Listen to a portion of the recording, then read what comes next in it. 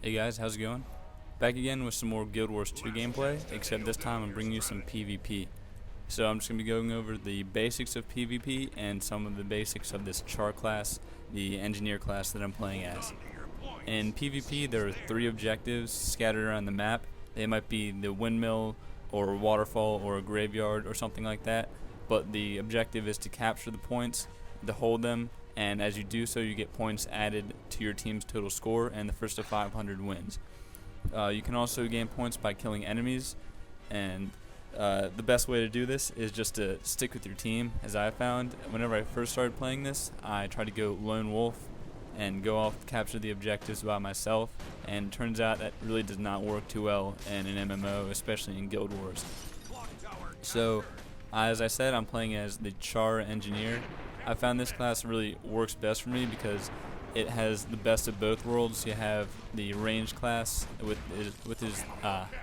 which is the rifle, and then you also have a wrench for close-up combat.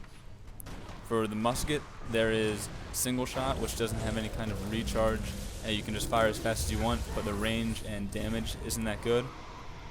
The next thing is a netting, as you can just see right there. I used on that MOA, and it holds the enemy for a couple seconds and allows you to do damage to them, and they can't move at all, so they're vulnerable to whatever you throw at them. The next thing is scatter shot, a shotgun type blast that does more damage the closer you are to your target.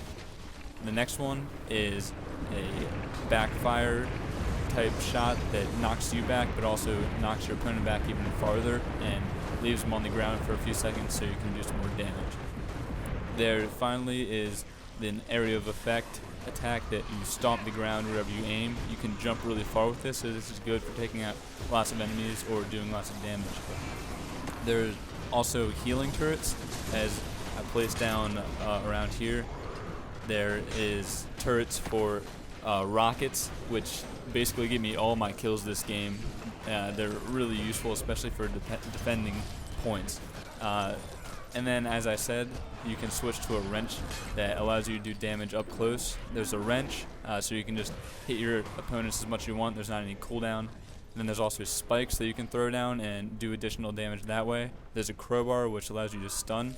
There's a blocking ability, and there's an ability that draws your enemies closer to you and holds them there for a second so you can hit on them as much as you want. And finally, for both of these, there's the turrets as well, and there's a supply drop, which is really useful for your team as it drops health towers and rocket towers in a large amount. It's more than just you can place down by yourself, so that's really helpful, but it has an extremely long cooldown.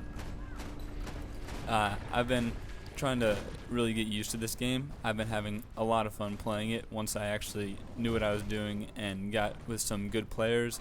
That's another thing. If you really don't get with a good team who's not working together, or you have an unbalanced team, it's not too much fun, especially if you're not very good yourself, as I've found. But if you do get with a good team, if you have some friends to play with, or your team's talking together, it's a lot of fun, as I said, and it can be a challenge as well as really fun if you can win and win well. So if you enjoyed this commentary, if you enjoyed the game, or if you have any suggestions for both, please leave a comment and leave a like, and maybe even subscribe for more. Thanks for watching.